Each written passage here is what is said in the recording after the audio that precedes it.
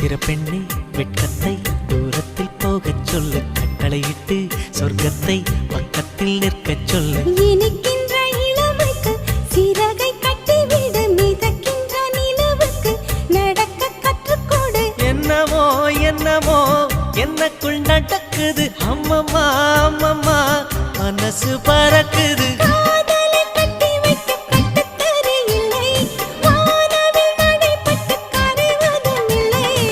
வானத்து நிலவெடுத்து வாசலில் வைக்கட்டுமா?